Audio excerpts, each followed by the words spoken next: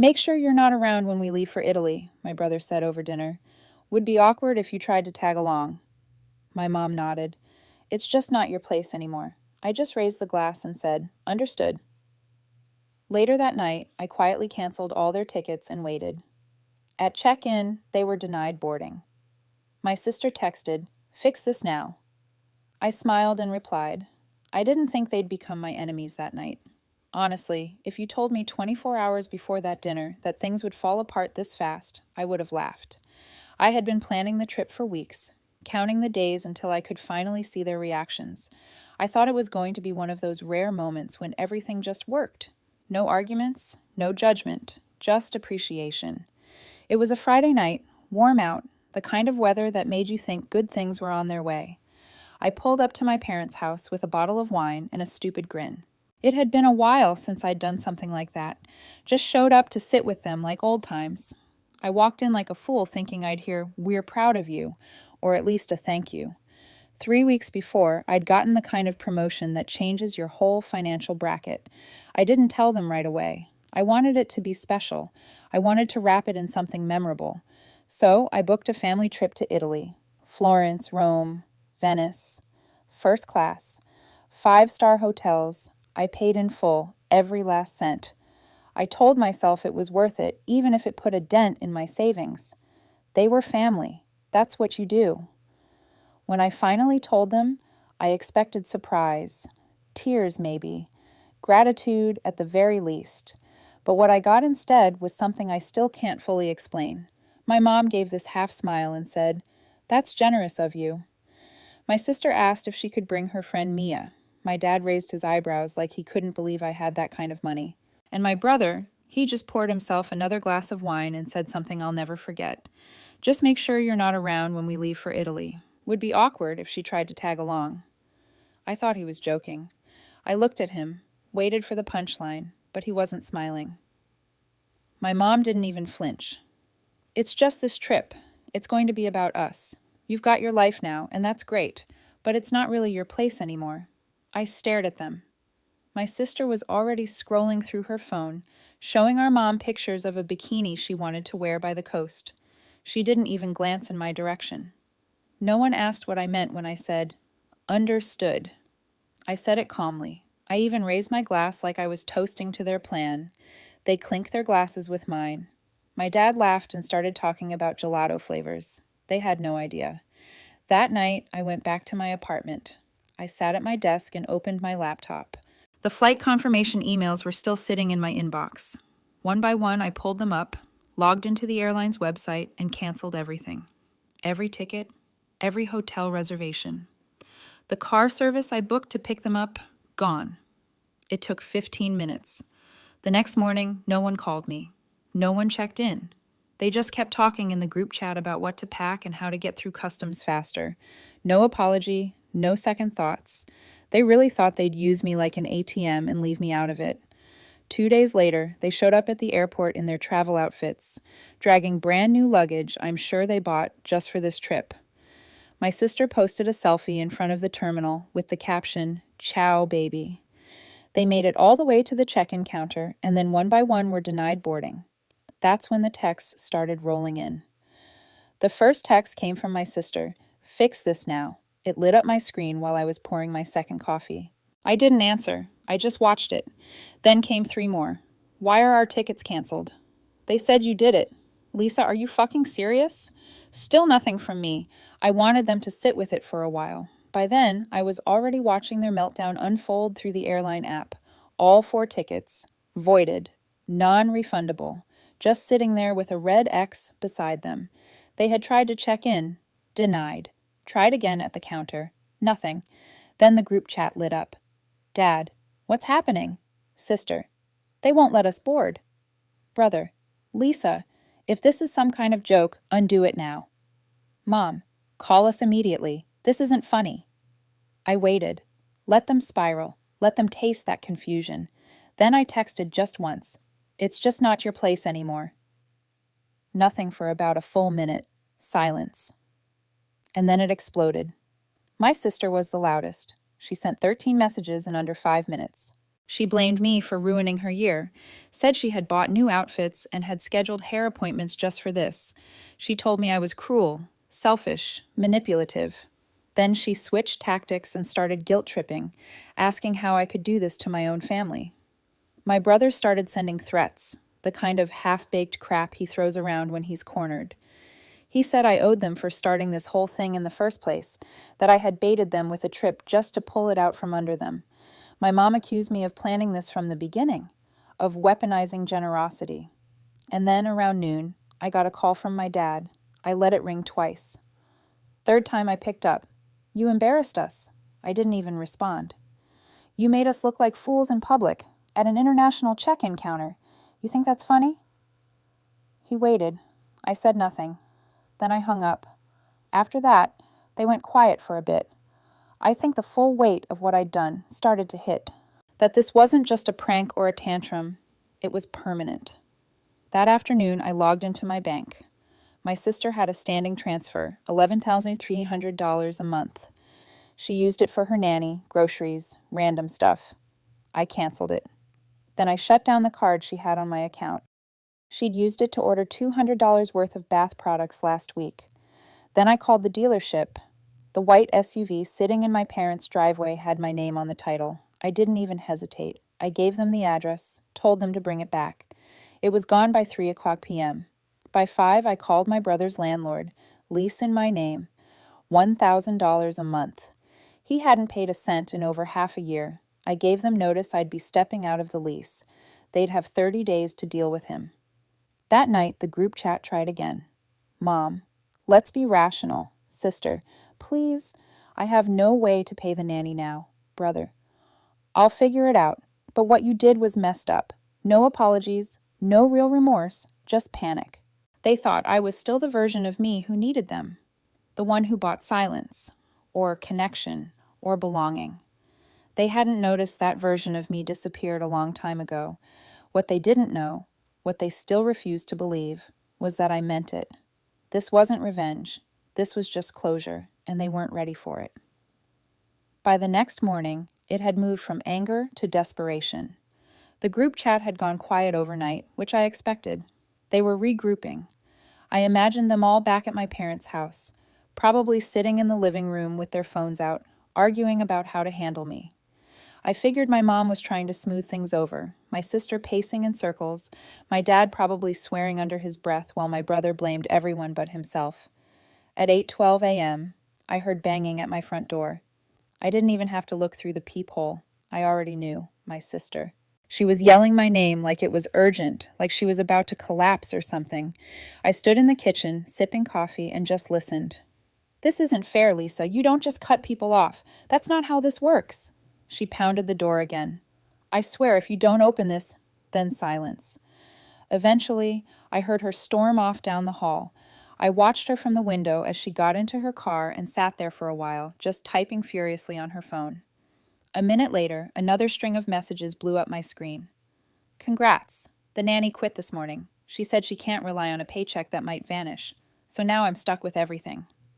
Followed by, "You did this for what? Because of one dinner conversation?" And then, "You need help." I didn't respond. Instead, I logged into my bank again and double-checked. Transfers to her, canceled, card, disabled. She wasn't bluffing. I had no doubt the nanny walked. She probably thought this was just another one of my sister's dramas and didn't want to get caught in it. Smart woman. A few hours later, my phone rang again. It was my dad. I let it go to voicemail like I had with all of them. His message was longer this time. It started like this. "Lisa, your mother's upset. I'm trying to hold this together, but you're putting us in a position we never imagined being in." Then he went into how they had been planning that trip as a new beginning, how it was supposed to heal the distance between us. He said, "I overreacted." He actually used that word, overreacted. Then came the part that made me laugh. "You might want to think twice before burning bridges. You never know when you'll need family again." I saved the message, just in case I ever forgot why I stopped answering their calls in the first place. Later that afternoon, my mom tried again. First, a text. "Can we meet? Just talk. I feel like we're all saying things we don't mean." Then a voicemail. 3 minutes long. She said I was being cold, that I was holding a grudge, that family isn't something you can opt out of just because your feelings got hurt, that if I needed space, fine, but cutting them off financially was spiteful. She said I'd regret it. I listened to the whole thing without a single reaction. They still thought this was temporary, a tantrum. They thought eventually I'd come crawling back, wallet in hand, apologizing for overstepping. But what they didn't understand, what none of them wanted to understand, was that this wasn't a tantrum. This was clarity. That trip was supposed to be a turning point, and it was, just not in the way they expected. They made it clear I wasn't part of their circle anymore. I was just the woman who paid for it. So I took myself out of the equation completely. And what came next? That was entirely up to them. 3 days of silence. That was the first sign something was off. Not a single message. No phone calls. Not even a fake apology. After the meltdown at the airport and the financial fallout, I expected them to come at me again, screaming, bargaining, blaming. But instead, nothing. Like they had all vanished. It didn't feel like acceptance. It felt like they were regrouping. I was right. Thursday morning, just after 10 a.m., I got a call from HR at my company. Calm voice. Professional. Asked if I had a moment to discuss a complaint that had been submitted. That word, complaint, made my chest tighten for a second. I stepped into a meeting room and asked what this was about. They said they'd received an anonymous tip through the company ethics portal. Someone had submitted a detailed email claiming I'd misused company funds to pay for a personal family vacation, lied on my expense reports, and was using company travel reimbursements to cover personal favors. There were attachments, fake invoices, screenshots, even a fabricated company memo referencing the Italy trip as part of an executive retreat. I knew instantly who was behind it. They had taken their humiliation and flipped it into sabotage. Luckily, I never charged a single Italy expense to the company. Everything came out of my own account. HR said the documents looked suspicious. Names spelled wrong, formatting off. They told me they'd open a formal review, but they already had someone cross-checking everything I'd filed. By 3 p.m., they cleared me. But that didn't matter. The intent was clear. They weren't just mad. They were trying to destroy something I'd built on my own. Quietly, systematically. I didn't react. I just sent a text to my sister. Solid attempt. Try spelling the VP's name right next time. She replied 10 minutes later. No clue what you're talking about. Followed by, you always think everyone's out to get you. That's not healthy. And finally, let me know when you're ready to act like a grown-up. That last one made me laugh. I was still shaking my head when my doorbell rang. I opened it to find a woman I didn't recognize. Late 30s, worn-out expression, holding a little boy in one arm and a canvas bag in the other. She asked if I was Lisa. I nodded. I'm Clara. I used to work for your sister. Nanny, she said. I'm sorry to show up like this, but I thought you should see this before she buries it. She handed me a flash drive, told me she was quitting, that things had gotten too toxic in that house. She said she didn't want to get involved, but that she had saved the files, just in case. I offered her money. She refused. She lied to you a lot, Clara said before leaving. I closed the door, plugged the drive into my laptop, and opened the folder. It was worse than I imagined. There were recordings, audio files of my sister talking to friends and my mom, bragging, mocking, calling me a glorified ATM, saying things like, she'll always pay if you throw in a guilt trip. One clip was her explaining to someone how she manipulated me into thinking the Italy trip was a family celebration, when really it was just our reward for dealing with this holier-than-thou attitude. My mom's voice popped up more than once, agreeing, telling her not to worry because I never had a spine. And there was more. Screenshots of group texts I wasn't in. Photos of my apartment she must have taken secretly when she visited, captioned with things like, "Guess who's paying rent for us all?" Even a draft of an email they almost sent to my boss a week earlier, accusing me of workplace harassment. My name typed over and over again in places it didn't belong. I stared at the screen for a long time, then copied everything to an encrypted drive. I didn't say anything for a while. I didn't send the files. I didn't threaten them. I just sat with it, until around midnight. That's when I texted her one last time. I know everything. Good luck." She didn't reply, but my mom did. At 1:43 a.m., 2 words. "Please stop." The tone had changed now. They tried using me, then guilt, then threats, then sabotage. Now, they were scared. And I hadn't even started. After that night, I heard nothing from my sister for a full week.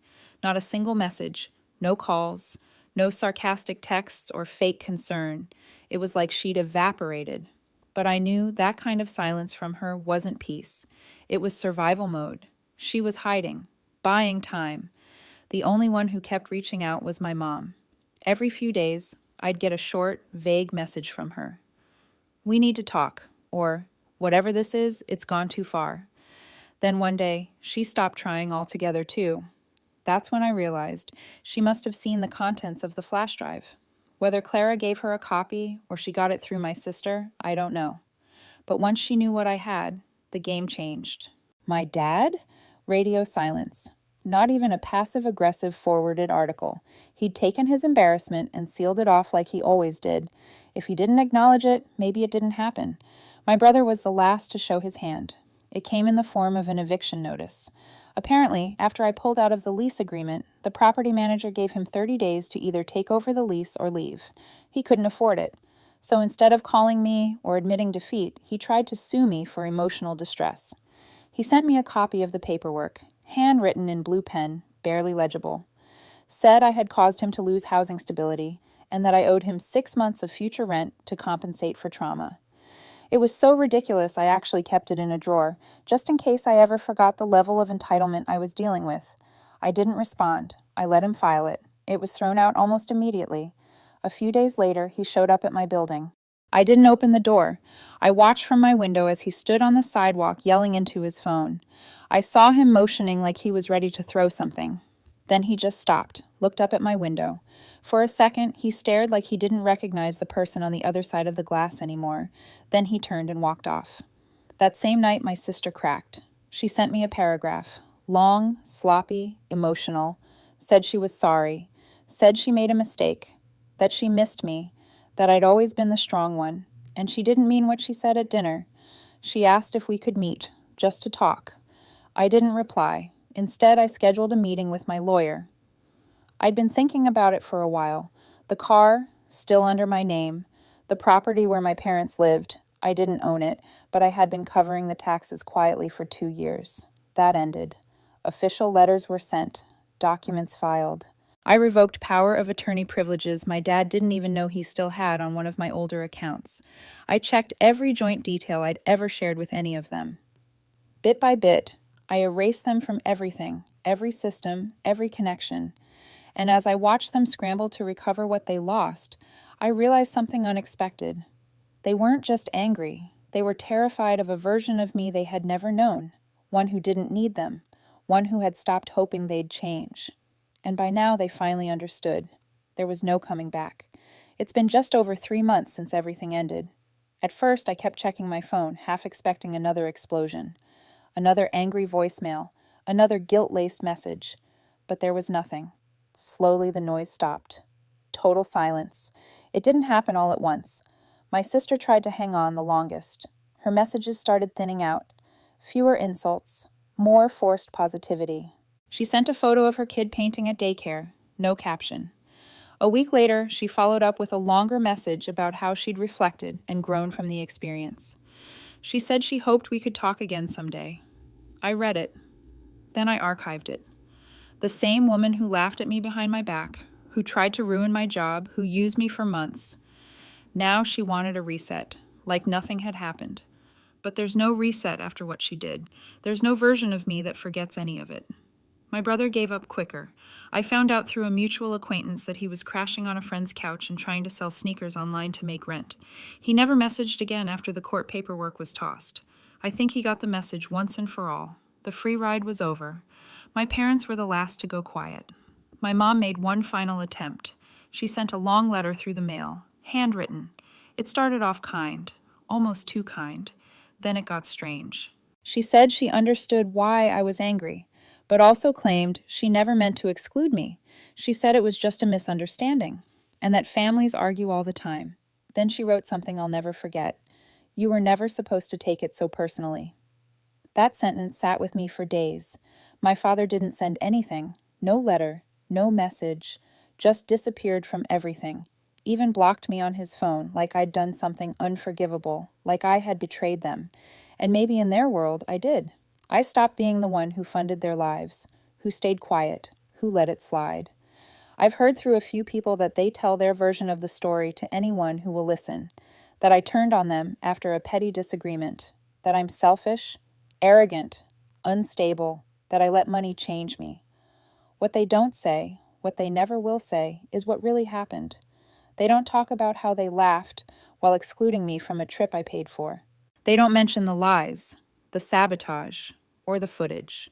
They don't talk about how they looked me in the eyes and made it clear I was nothing more than a credit card to them. No, that part they leave out. And that's fine. They can build whatever story they need to feel like the victims. But here's the truth. They thought I would never leave because I never had before. They thought they could humiliate me, lie to me, and still keep my money and support. They thought I'd always be the one who forgave, who paid, who tried to fix what they broke. They were wrong. We don't speak anymore. There are no calls, no birthdays, no awkward holidays, no fake apologies, just clean, empty space. They hate me now, not for what I did, but because I finally made them live without me. The update. It's been 3 more weeks since that last wave of silence. No contact, no letters, no surprise drop-ins. The line is clean now, like someone finally cut the wire that had been fraying for years. And for the first time in my life, my days are quiet, peaceful in a way I didn't know I needed. No one's asking for money. No one's guilting me into flying out for a holiday or helping pay off unexpected expenses. My phone doesn't vibrate at midnight with my sister's emergencies or my dad's vague one-word text demanding I call back. They're gone, not just physically, but mentally. They've shifted into a place I no longer occupy. And my life? It's better. I get up earlier now, not because I have to, but because I want to. I've started cooking again. Real meals, not takeout. I go for walks after work. I actually sleep through the night. My apartment feels bigger, cleaner. I even took down some of the old family pictures that I used to keep around out of guilt. Replaced them with places I've been. People who didn't ask anything from me other than to show up and be myself. A few people in my life know the full story. I don't tell it often, but when I do, their reactions are always the same. Some version of, "I can't believe you went through that." But the truth is, I didn't go through it. I lived it for years. I accepted it. I normalized it. It's only now, with distance, that I can really see it for what it was. Slow erosion, death by 1,000 withdrawals, love that came with invoices, support that came with strings, family that only existed when I paid for the glue to hold it together. And I'm not bitter, not even angry anymore. That part's burned off. What's left is something sharper. Clarity. They never saw me as a person, just a resource. And when I stopped being useful, they tried to punish me for it. But the beautiful thing about being done is that there's nothing left to lose. No more trying to fix what was never real. No more hoping they'll wake up and see me for who I actually am. I've deleted their numbers, blocked their emails, cut off the remaining accounts they quietly depended on. It's not revenge. It's just reality. I've stopped trying to be the daughter, the sister, the provider they imagined. Now I'm just Lisa, and that's more than enough. Some weekends I'll catch myself reaching for the phone out of habit, thinking maybe I should check in. Then I remember, there's nothing left to check in on. Their absence doesn't ache anymore. It just feels quiet, like background noise that finally stopped.